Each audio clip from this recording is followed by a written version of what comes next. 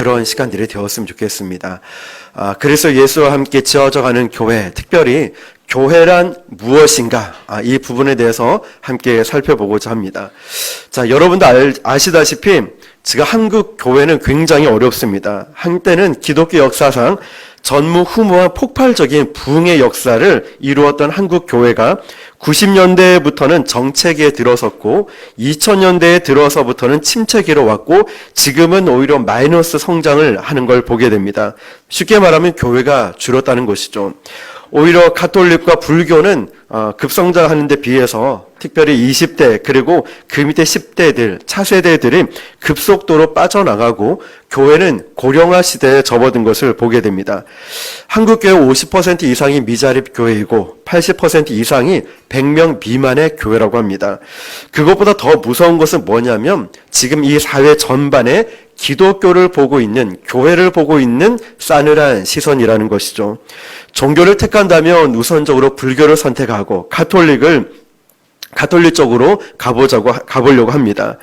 불교를 보면 자기들을 이미지 메이커로 내세우는 게 해민 스님이었어요. 지금은 그 정체가 그들의 과거가 무소유를 주장했던 해민 스님이 풀소유를 소유하고 있다 해서 그래서 이제 그 이미지가 추락했지만 한때는 해민 스님을 또 내세우기도 했고 가톨릭에서는 울지마 톤지라고 아십니까? 그렇게 해서 이태석 신부를 내세우면서 자신들의 이미지를 부각시키기도 했었죠. 물론 이렇게 미화된 이미지긴 하지만 개신교를 보면은 내세울 인물이 하나도 없다라는 게 참 안타까운 현실입니다. 한국 교회의 진짜 문제는 교회 수, 교인 수가 작은 것이 아니고 교회가 건강하지 않다는 게 진짜 문제라는 거죠. 저도 교회를 세우면서 누구나 아마 목사님들이 그럴 거예요. 왜 나까지 교회를 굳이 개척하며 세워야 할까요? 저도 똑같은 고민을 했던 것 같아요. 수많은 교회들이 있고 수많은 성도들이 있는 교회가 있는데 왜 하나님 저까지 이 교회를 세워야 합니까? 그렇지만 하나님이 특별한 사명을 받고 교회를 이제 개척을 하게 되고 지금까지 오게 된 것 같습니다. 여러분, 문제는 병든 교회들이 너무나 많이 있다는 거죠. 교회가 병들었다는 것은 병든 성도가 많이 있다는 거겠죠. 왜 교회가 병들었을까요? 왜 교회가 병들었을까요? 왜 성도가 병들었을까요? 기초가 잘못 놓여졌기 때문에 그래요. 여러분, 그래서 우리는 어릴 때부터 우리가 익숙하게 자란 교단과 전통과 어릴 적 경험을 기초로 해서 교회는 이렇게 해야 된다라는 그런 잘못된 기준을 갖고 자란 세대들이 있습니다. 정말 성경 말씀을 붙잡고 하나님의 말씀, 성경이 말씀하신 주님이 꿈꾸신 그 교회는 어떤 교회인지를 우리는 다시 한번 생각해 보아야 한다는 것입니다. 하나님이 꿈꾸신 교회, 성경이 꿈꾸고 있는 교회는 과연 어떤 교회일까? 주님의 꿈은 두 가지였습니다. 하나는 십자가이고 하나는 교회라는 것이죠. 여러분, 십자가를 통해서 주님은 세계 모든 인류를 구원하는데 그 길을 열어놓으셨습니다. 그러나 교회를 통해서 십자가 구원을 온 세상에 전달하길 원하십니다. 그래서 주님의 꿈은 하나는 십자가이고 또 하나는 교회라는 거죠. 교회를 통해서 십자가의 구원이 이루어지길 원하셨다는 거죠. 그런데 여러분, 십자가가 문제가 있습니까? 복음이 문제가 있습니까? 문제가 없어요. 댓글을 보면 기독교 욕하는 안 좋은 글도 있지만 어떤 분이 이런 글을 달았더라고요. 예수는 문제가 없다. 기독교, 복음은 문제가 없는데 복음을 접하고 있는 그 사람이 문제이다. 참 와닿더라고요. 십자가는 문제가 없는데 지금 교회에 문제가 생겼다는 것이죠. 그래서 우리가 깨어나야 하는 거예요. 저와 여러분이 이 마지막 시대에 깨어나야 하는 이유가 여기 있다는 거예요. 마태복음 본문을 보면 예수님께서 빌립보 가이사랴 지방에 가실 때쯤에 예수님 공생의 전반부가 끝나는 시점이었어요. 예수님 공생에는 3년밖에 되지 않았어요. 그 전반부는 우리가 알다시피 아주 놀라운 설교와 엄청난 기적을 행했던 사건이 나오고 있습니다. 소경이 눈을 뜨고 절름발이가 걷기 시작하고 오병이어로 수천 명을 먹이는 이런 기적의 연속이었다는 거죠. 수많은 사람들이 예수님 쪽으로 구름대처럼 몰려다녔습니다. 쉽게 말하면 대형 교회가 된 거예요. 폭발적인 부흥이 있었어요. 제자들은 신이 났을 거예요. 야, 우리가 부흥하고 있다. 성장하고 있다. 저봐, 5,000명, 10,000명, 끝도 보이지 않아. 여러분, 얼마나 신이 났을까요? 우리 교회도 이 자리가 차 있지만, 초창기에는 저 빈 의자까지 가운데 놓고 뒤에 놓을 정도로 많이 모였잖아요? 얼마나 신이 났는지 매주 새신자가 오니까 토요일날 잠을 못 잤어요. 너무너무 신이 나서. 야, 이러다가 정말 놀라운 부흥이 일어나는 거 아니야? 너무너무 기대가 돼서 설레여서 토요일 날은 잠을 못 잤어요. 주일날 아침 되면 설레여가지고 얼마나 기쁜 마음으로 교회를 달려오는지 몰라요. 여러분, 이 제자들도 마찬가지로 놀라운 기적과 이적과 이런 사람들이 몰리는 걸 보고서 굉장히 신이 났을 거예요. 그런데 예수님께서 빌립보 가이사로 제자들을 데리고 가셨습니다. 거대한 바위산이 있고 그 밑에 시냇물이 흐르는 아주 멋있는 곳에서 예수님은 제자들과 대화를 나누기 시작합니다. 정말 중요한 대화인데요. 뭐라고 예수님이 이 제자들에게 물어보냐면 사람들이 나를 누구라 하느냐 물어요. 사람들이 지금 나를 누구라 하느냐 물어봅니다. 예수님이 이 질문을 하신 것은 이유가 있었습니다. 사람들이 예수님을 어떻게 생각하느냐의 결정에 따라서 그 예수님에게 접근하는 동기가 결정되기 때문에 그래요.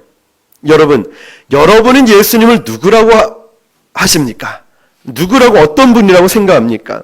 만약 예수님을 선생님이라고 생각한다면 교회 와서 나 좀 가르쳐 달라고 할 것입니다. 만약 여러분 예수님을 의사라고 생각한다면 교회 와서 내 병을 좀 고쳐주십시오 할 것이죠. 만약 예수님이 교육 전문가라고 생각한다면 우리 아이들 좀 명문 대학에 넣어주십시오 할 것입니다. 만약 예수님이 비즈니스 컨설턴트라고 생각한다면 교회 와서 내 사업 좀 일으켜 주십시오 라고 말할 거예요. 예수님이 권력자라고 만약 여러분 생각한다면 나 좀 한 높은 자리에 좀 앉혀주십시오 라고 얘기할 것입니다.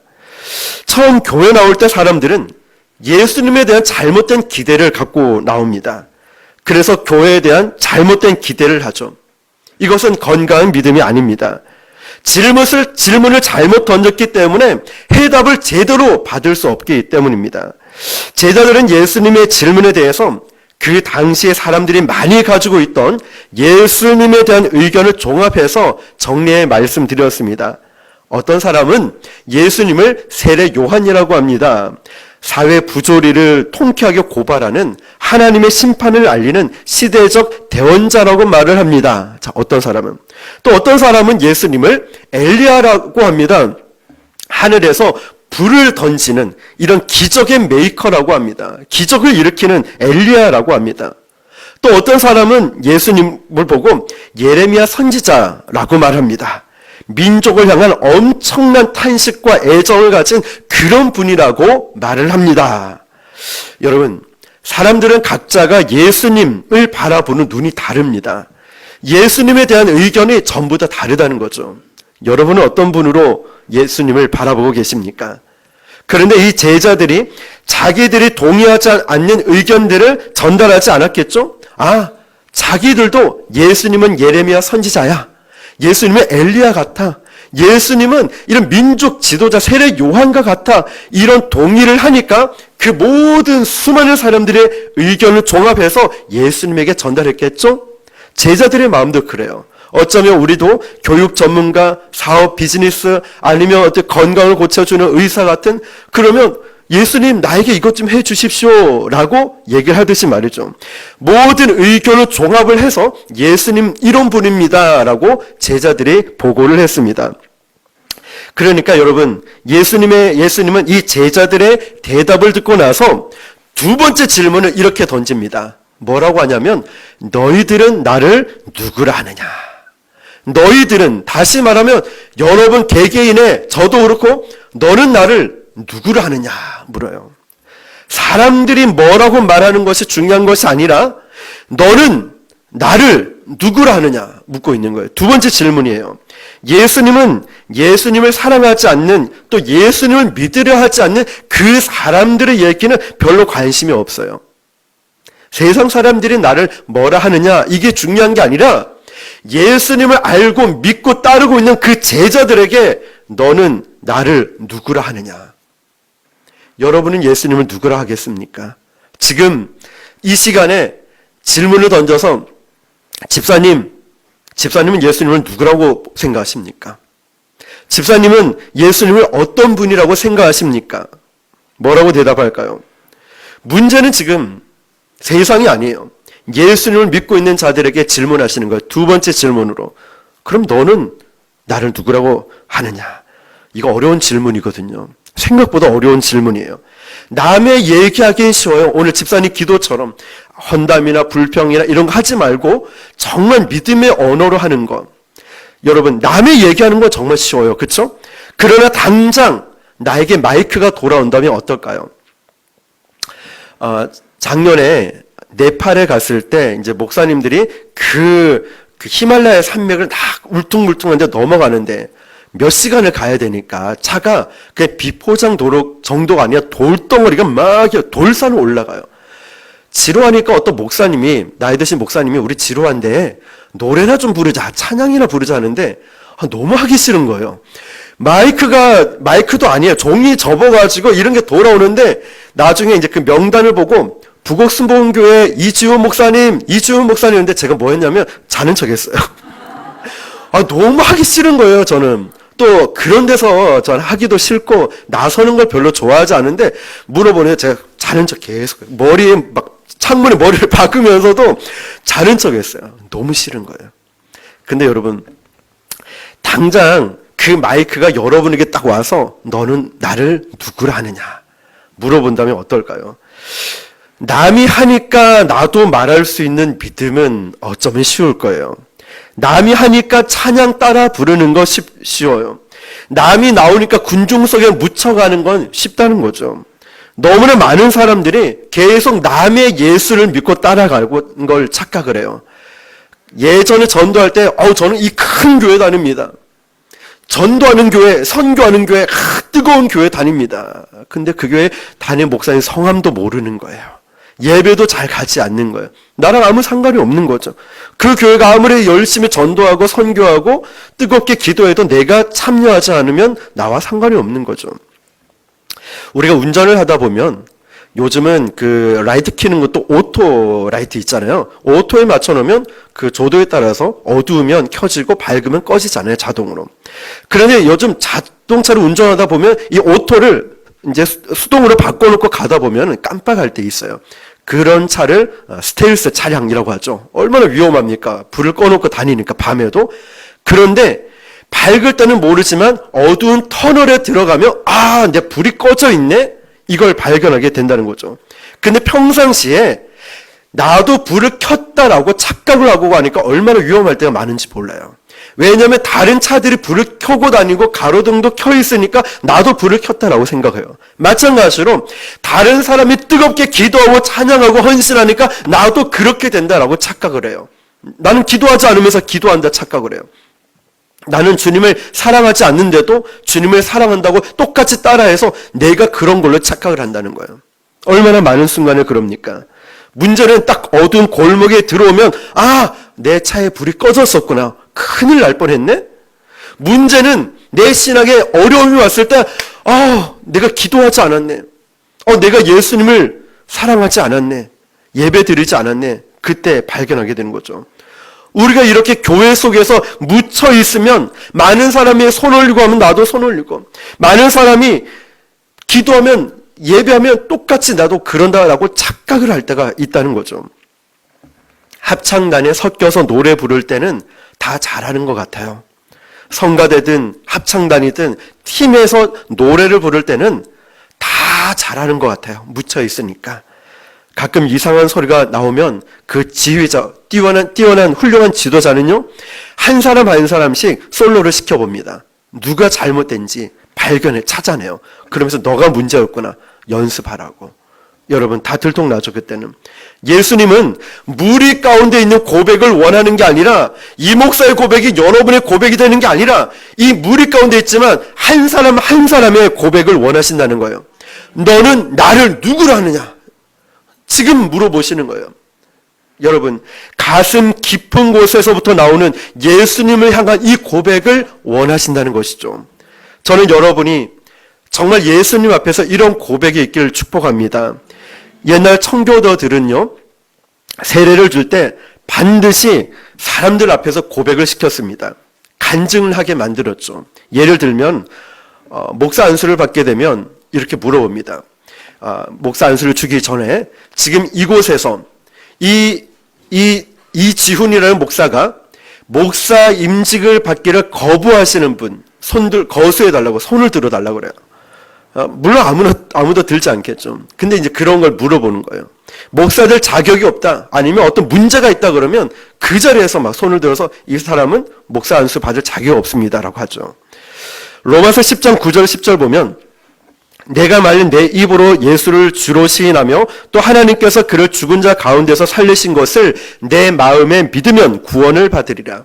사람이 마음으로 믿어 의에 이르고 입으로 시인하여 구원에 이르느니라. 아멘. 고백한다는 건 보통 일이 아닙니다. 위선적으로 주여 주여 그럴 수는 있죠. 남이 하니까 따라할 수는 있을 거예요. 근데 어느 순간에 내 가슴 속에서부터 흘러나오는 예수님을 향한, 예수님이 나의 구주와 주님이 되십니다, 이 터져 나오는 고백 말입니다. 칼빈은 이런 얘기했어요. 보이는 교회와 보이지 않는 교회가 있다. 보이는 교회는 이렇게 꽉 차 있는 이런 사람들이 있지만 보이지 않는 교회는 진짜 어린 양의 보혈로 구원받고 하나님의 말씀으로 깨어지고 거듭난 하나님의 백성이 바로 보이지 않는 교회를 말하고 있다고 했어요. 여러분, 그거는 눈에 보이는 교인 숫자보다 훨씬 적다는 거예요. 이 자리에 앉아있지만 진짜 보이지 않는 교인, 성도는 어쩌면 절반도 안 될 수 있고 3분의 1도 안 될지도 모른다는 거죠. 그래서 우리에게 필요한 건 진짜 고백이 있어야 된다는 거예요. 내 개인, 내가 만난 하나님이 있어야 된다는 거죠. 그래서 성경에는 아브라함의 하나님, 이삭의 하나님, 야곱의 하나님이라고 하죠. 각자 따로 만난 하나님이 있다는 거예요. 그냥 아브라함, 이삭, 야곱을 통틀어서 이스라엘의 하나님 이러지 않고 아브라함의 하나님, 이삭의 하나님, 야곱의 하나님, 이 지훈의 하나님, 여러분 개개인의 하나님에 대한 고백이 있어야 된다는 거죠. 예수님은 물으시는 거예요. 너희는 나를 누구라 하느냐? 이때 나서기 좋아하는 베드로가 툭 튀어나와서 이렇게 얘기합니다. 주는 그리스도시요 살아계신 하나님의 아들이시니이다. 얼마나 멋진 고백합니까? 이것이 기독교 역사를 바꾸는 엄청난 고백이 되었죠. 여기서 그리스도라는 것은 기름 부음을 받은 자라는 거예요. 그런데 예수님 전에도 기름 부음 받은 자가 있었어요. 다윗에게도 기름을 부었고요, 솔로몬에게도 기름 부으심이 있었습니다. 그런데 예수님 앞에는 정관사 더라는 게 붙었어요. 무슨 말이냐면 더가 붙으면 절대 고유 명사가 되죠. 다른 게 없이 오직 이거밖에 없다는 거예요. 오직 예수님밖에 없다는 거죠. 지금 다른 신은 없고 오직 예수 그리스도만이 주님이시다, 주님만이 그리스도시다라는 고백이죠. 그리고 그분이 살아계신 하나님이시라는 겁니다. 여러분, 지금 우리의 역사에 개입하고 계신 전능하신 분이 바로 예수 그리스도라는 것입니다. 이 세상을 너무나 사랑하고 계신 주님께서, 나를 위해서 십자가에 피 흘리신 주님께서 그 하나님이 바로 나의 하나님이시라는 것입니다. 이것을 우리가 고백하는 거예요. 그것을 고백하는 공동체가 교회라는 것입니다. 이렇게 고백하는 그 순간에 주님은 이제 내 모든 것을 내려놓고 나는 이제 주님만 따라갑니다. 내 모든 것을 다 버릴 줄 알아야 돼요. 예수님을 위해서는 말이죠. 2000년 전에 우리 주님께서 빌립보 가이사라는 곳에서 주님이 물으시는 거예요. 너희는 나를 누구라 하느냐? 그럴 때 베드로는 주는 그리스도시요 살아계신 하나님의 아들이시니다 고백을 했죠. 인생에서 주인은 둘이 될 수 없어요. 인생에서 우리 주인은 둘이 될 수 있는 게 아니에요. 하나밖에 없어요. 한 분밖에 없다는 거예요. 하나님의 사람으로 온전히 살라는 주님의 뜻입니다. 고백은 그런 겁니다. 사랑을 나는 당신밖에 없어라고 했다가 뒤돌아서서 또 다른 여자에게 당신밖에 없어 그를 고백할 수 있습니까? 아니죠. 고백은 한 사람밖에 할 수 없어요. 이 말씀을 들으면서 저와 여러분도 주는 그리스도시요 살아계신 하나님의 아들이시니다라고 고백할 수 있길 바랍니다. 그냥 폼으로 멋있게 이렇게 하라는 뜻이 아니에요. 이때까지 나는 다른 신들을 섬기고 다른 것을 주인으로 삼고 왔지만 이제는 이 고백을 하는 순간 내 돈을 믿고 내 힘을 믿고 내 정성을 엉뚱한 것에 쏟아부었지만 이제 그것을 다 끌어내려 버리고 내 인생의 주인은 오직 예수님이십니다. 이 고백이라는 겁니다. 이제는 이렇게 고백한다는 거예요. 그리고 예수님을 주인으로 고백하는 예수님께서 베드로의 대답에 너무너무 감동한 거예요. 주는 그리스도시요 살아계신 하나님의 아들이십니다. 이 고백했을 때 예수님이 감동을 한 거예요. 그래서 즉석에서 그 자리에서 바요나 시모나 네가 복이 있도다 말씀하신 거예요. 그런데 여러분, 참된 복은 예수님을 아는 그 영적인 상태가 진짜 복이라는 거예요. 하나님을 하나님으로 믿는 복이 진짜 복이라는 거예요. 하나님의 성령이 아니면 우리는 예수님을 믿을 수가 없어요. 내가 교회 오고 싶어서 왔다, 내가 뭐 어쩔 수 없이 왔다, 아닙니다. 하나님이 저와 여러분을 보내주셔서 이곳에서 예수님을 믿을 수 있다는 거죠. 바로 이 고백을 할 수 있는 영적인 상태가 복이라는 것입니다. 우리가 재물의 복, 자식의 복, 여러 가지 건강의 복 있지만 최고의 복은 하나님을 아는 지식이 큰 복입니다. 여러분이 말씀을 듣고 성경 공부를 하면서 하나님 말씀을 깨닫는 그 순간이 바로 최고의 복임을 믿으시길 바랍니다. 기도하면서 하나님에 대해서 몰랐던 점을 깨닫고 눈물을 흘리는 그 순간 얼마나 내가 복된가 깨닫지 않습니까? 설교를 들으면서 하나님의 은혜를 충만하게 느끼는 그 순간이 하나님이 이렇게 좋으신 분이셨구나. 하나님이 나를 이렇게 사랑하는 분이셨구나. 하나님이 나와 함께 하시는구나. 이걸 깨닫게 될 때 얼마나 내가 복된지 깨닫지 않습니까? 하나님께서 바로 이거야. 네가 진짜 복된 거야 말씀하시는 겁니다. 그런데 여러분, 갑자기 예수님이 바요나 시모나 이렇게 불렀죠. 바요나 시모나. 왜 이렇게 불렀을까요? 보통 예를 들면 저의 이름을 예를 들면 훈아, 지훈아 이렇게 부를 수 있겠죠. 그런데 어떤 때는 이지훈이라고 막 부르면서 아니면 이지훈 목사님, 다시 말하면 이름 전체 풀네임으로 전체를 다 부르는 경우가 있어요. 지금 베드로라고 말할 수 있잖아요, 예수님이. 근데 베드로라고 하지 않아요. 왜 그러냐면 예수님이 아시죠? 깜짝 놀란 거예요. 얼마나 놀랐는지, 예를 들면 갑자기 공부 못했던 애가 1등을 한 거예요. 정말 공부 못했던 애가 공부는 월등하게 잘하니까 너 어떻게 된 거야? 왜 이렇게 열심히 했어? 이야, 대단한데? 막 칭찬해 주잖아요. 예수님이 그런 경우, 베드로가 지금 그런 경우. 야, 니 맨날 사고만 치고 혈기 출중했던 애가 지금 어떻게 된 거지? 어떻게? 너 그런 대답을 할 수 있니? 한 거죠. 그래서 예수님이 너무 기쁘고 흥분해서 베드로의 이름을 쫙 불러준 거야. 풀네임으로. 바요나 시모나 네가 복이 있도다 라고 한 거예요. 그런데 여러분, 그래놓고 뭐라고 하시는지 알아요? 예수님이 이것을 알게 한 건 네가 혈육이 아니라 하늘에 계신 우리 아버지의 뜻이다라고 한 거예요. 쉽게 말하면 네 머리로는 도저히 할 수 없는 거야.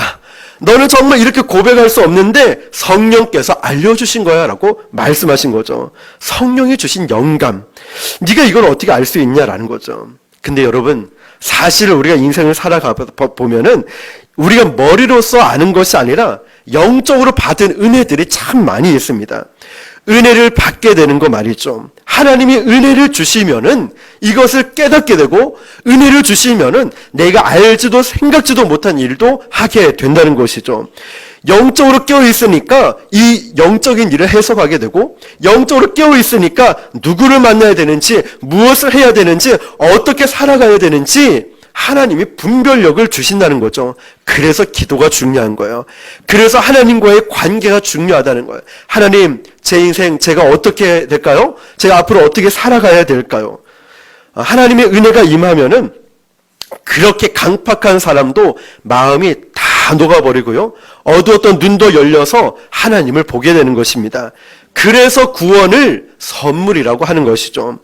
교회 성도들은 또 교회의 리더십, 멤버십, 교회 성도들은 사람이 결정하는 것이 아니라 하나님께서 결정하셔서 모아주신 것입니다. 그리고 하나님께서 결정하시고 하나님 뜻이 아니면 흩어버리시는 것이죠. 한 사람 한 사람 하나님께서 만나주셔서 구원의 감격을 주시고 거듭나게 해서 이곳에 모인 곳이 바로 교회 공동체라는 것입니다. 그래서 교회를 헬라어로 에클레시아라고 부르죠. 하나님의 부르심을 받은 사람들, 하나님의 부르심을 받은 사람들, 에클레시아, 교회 공동체라고 하죠. 사복음서를 통틀어서 교회라는 말이 마태복음에 처음 나오는데요. 마태복음 16장 18절 보면은 또 내가 내게 이르노니 너는 베드로라 이 반석 위에 내가 내 교회를 세우리니 음부의 권세가 이기지 못하리라. 아멘. 베드로의 고백이 나오고 나서 그 다음에 교회를 세운다라고 했습니다. 이게 무슨 뜻이냐면 고백이 있는 사람들의 공동체가 되어야 된다는 거예요. 주는 그리스도시요 살아계신 하나님의 아들이십니다라는 이 믿음의 공동체가 있는 것이 교회 공동체가 되어야 한다는 거죠. 오늘날 우리는 이렇게 교회로 모여 있지만 이전에는 교회 세례 주는 것조차도 쉽지가 않은 공동체였습니다. 세례 문답도요. 1수, 2수, 3수까지 하는 사람도 있었고요. 세례 문답 받기도 그렇게 쉬운 일이 아니었다는 거죠.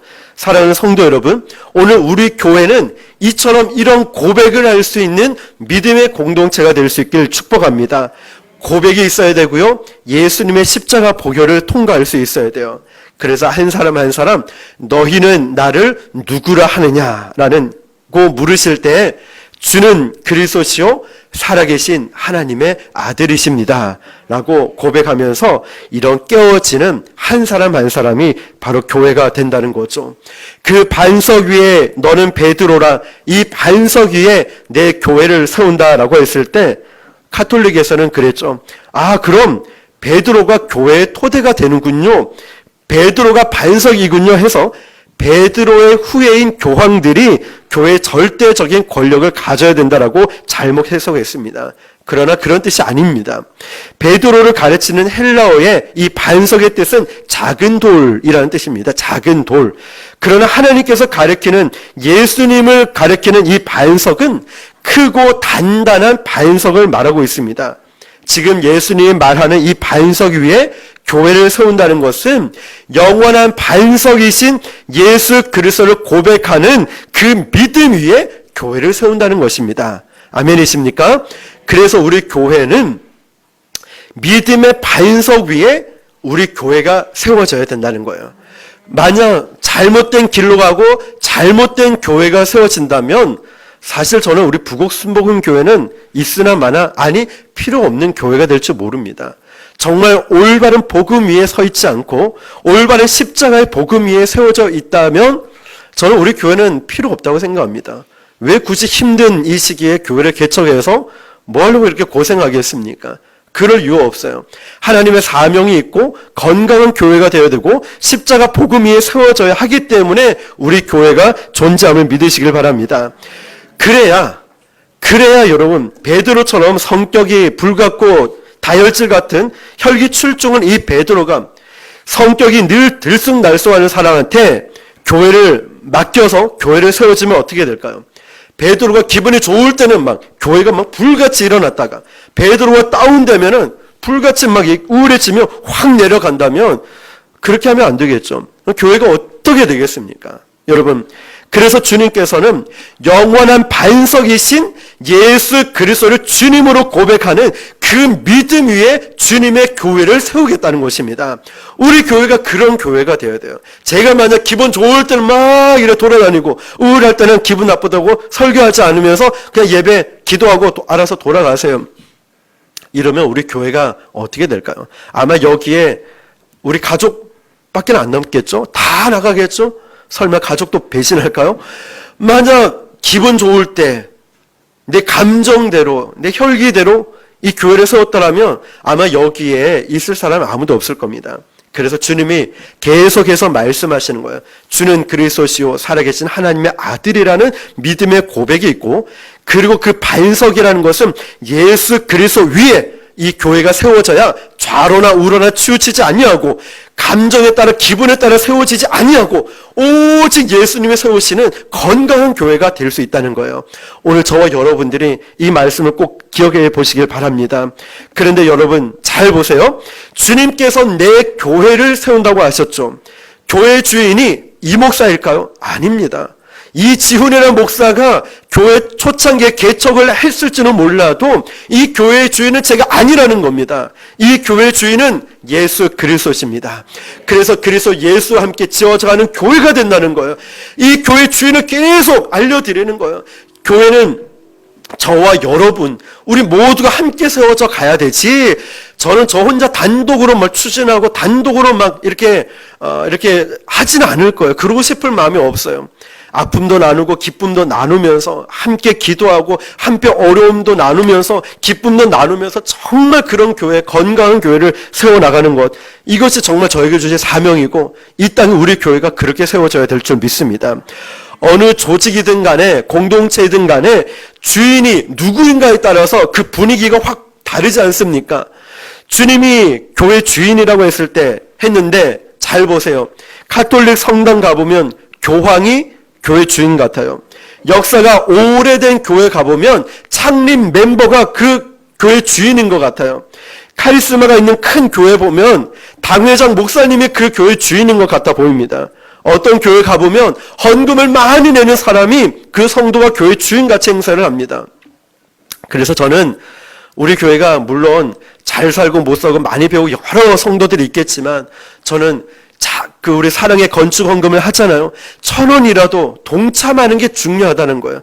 그 금액을 저는 말하는 게 아니라, 왜냐하면 함께 하는 그 마음이 너무너무 귀하기 때문에 우리 아이들부터 어른까지 1,000원이라도, 그래서 우리가 진짜 우리 교회를 사랑하는 마음을 품었으면 좋겠다는 거죠.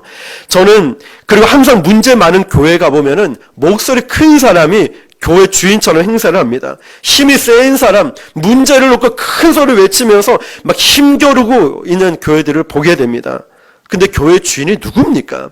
주님이 이 교회, 이 땅의 교회 주인 아닙니까? 그런데 너무 사람들끼리 막 쟁탈전을 합니다.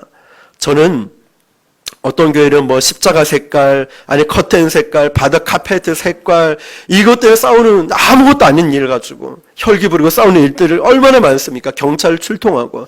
저도 참 많이 봤습니다. 많이 봤어요. 그 전에 있을 때도 그 친교실에서 막 싸우다가 저도 본의 아니게 맞기도 하고 욕도 듣고 갈라놓고 얼마나 힘든 경우가 많았습니까? 근데 결론은 어떻게 되는지 아시죠? 교회가 그것 때문에 갈라져요. 결론은 서로가 잘 되겠지 하지만 두 교회 다 망하게 돼요. 그걸 일찌감치 경험하니까 우리 교회는 절대 그런 일 없어야 되겠죠. 여러분, 사람들끼리 쟁탈전을 자꾸만 한다는 거죠. 이 교회의 주인은 누굽니까? 여러분, 주님이 이 교회, 이 땅의 교회의 머리이십니다. 아멘이십니까? 우리가 그 교회의 몸이라는 거죠. 머리는 예수 그리스도. 이 목사도 아닌 오직 예수님이 교회의 머리가 되시고 몸은 바로 우리 모두가 된다는 거예요. 성경은 분명하게 말하고 있습니다. 머리이신 주님으로부터 시작해서 모든 것이 파생되어져 나온다는 거죠. 에베소서 4장 15절에 오직 사랑 안에서 참된 것을 하여 범사에 그에게까지 자랄지라. 그는 머리니 곧 그리스도시라. 아멘. 아멘. 여러분, 교회의 머리이신 그리스도, 이 교회의 머리이신 예수 그리스도, 교회의 절대적인 머리인 그리스도, 다른 머리, 다른 주인은 없다는 것입니다. 주님이 교회의 머리이시기 때문에 교회가 살아있으려면 주님의 몸된 교회는 어떻게 해야 될까요? 철저하게 주님과 연결이 되어 있어야 돼요. 와이파이가 연결되듯이 데이터가 딱 커넥트 되어 있듯이 철저하게 머리이신 주님과 이 교회는 연결되어 있어야 돼요. 철저하게 저는 여러분은 예수님과 연결이 되어 있어야 돼요. 그래야 데이터가 공급받듯이 게임을 하든 뭘 유튜브를 보든 우리가 폰을 쓸 수 있듯이 철저하게 우리는 하나님과 연결이 되어 있어야 된다는 거예요. 눈에 보이는 것만 연결되어 있는 것이 아니라 몸의 안쪽, 우리는 모르죠. 그렇지만 신경 조직이 다 연결되어 있듯이 계속 주님께로부터 공급을 받을 수 있어야 돼요. 공급이 끊겨버리면 어떻습니까?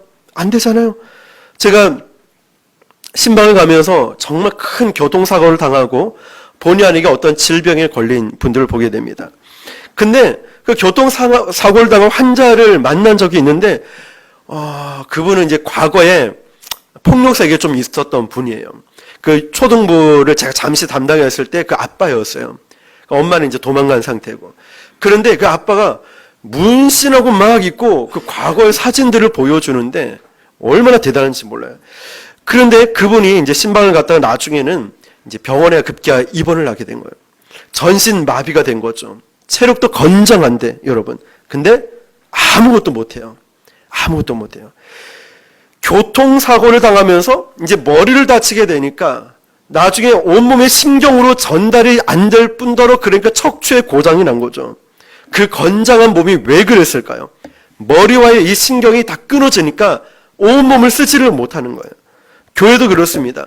머리이신 예수님과 이 교제가 끊긴 교회는 아무리 교회 건물이 크고 아무리 사람이 많아도요, 재구실을 하지 못한다는 거예요. 아무리 돈이 많고 아무리 교회 건물이 커도요, 머리이신 예수님과의 교제가 끊어져 버리면 교회로서의 재구실을 못한다는 거죠. 성도도 마찬가지예요. 목사님 저도 마찬가지예요. 우리 교육자도 장로도 우리 모두도 마찬가지예요. 머리이신 예수님과의 교제가 끊어져 버리면 아무리 건장해도요, 아무리 교회를 오래 다녀도요, 아무리 목사라 해도요, 아무리 좋은 걸 가져도 재구실을 못한다는 거예요. 공급이 끊어져 버리니까, 신경 조직이 끊어져 버리니까 재구실을 못한다는 거죠. 우리 교회는 주님의 몸이고 교회의 머리는 오직 예수 그리스도십니다. 우리는 주님의 몸이고 머리이신 그리스도를 붙잡고 머리의 그리스도이신 우리 주님을 붙잡고 우리가 살아가야 한다는 것이죠. 모든 사람이 자기 인생, 시간, 모든 것의 대부분을 주님으로 생각하고 주님과 교제를 나누고 주님께 은혜 받는다면 우리는 살지만 주님과의 공급이 끊어질 때, 단절될 때 그때부터 우리는 다 병들게 돼요. 병들어 가는 거예요. 내 신앙이 병들고 내 육체가 병들고 내 영적으로 병들고 정신적으로 병들고 내 모든 것이 어려워지는 거예요. 여러분, 교회 건물을 자랑하고 교회 숫자를 자랑하는 사람들이 많죠. 빈 유럽 교회들을 보십시오. 그 교회들이 지금 어떻게 되어 있습니까? 강대상이 있는 그 자리가 술자리 그 VIP석이라 제일 비싸다고 하지 않습니까? 설교했던 강대상이 있던 그 자리라고 해서 텅텅 빈 교회들이 얼마나 많습니까? 얼마 전에 독일에서 온 한 집사님을 만나서 오래 교제를 나눴던 그분이 얘기하는 거예요. 자기네들 유럽 교회, 한인 교회인데 유럽 교회를 빌려서 사용한대요. 비용을 지불하겠죠. 근데 어마어마한 진짜 우리가 영화 드라마에서 본 크고 웅장한 곳인데 거기에 지키는 관리인하고 10명도 채 되지 않는 성도밖에 남지 않아요. 그 나이 드신 흰머리 있는 할머니, 할아버지들. 한인들이 와서 그곳에 예배 드리는 거예요. 성도가 없는 거예요. 여러분, 중요한 건 머리이신 그리스도와 얼마나 연결되어 있는가 내 자신을 한번 돌아봐야 돼요. 얼마나 그분과 열심히 교제를 하고 있는가.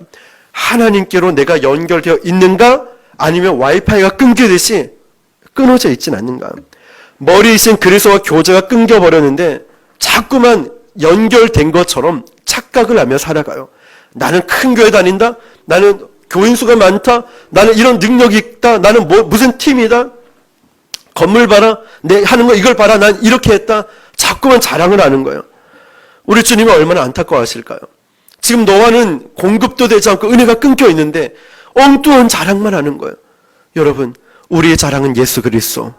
나의 자랑은 예수 그리스도. 예수님이 우리의 머리, 저와 여러분의 머리, 우리 교회의 머리가 되십니다. 우리는 공급이 끊어지면 안 돼요. 우리는 절대로 엉뚱한 거 자랑해서는 안 된다는 것입니다.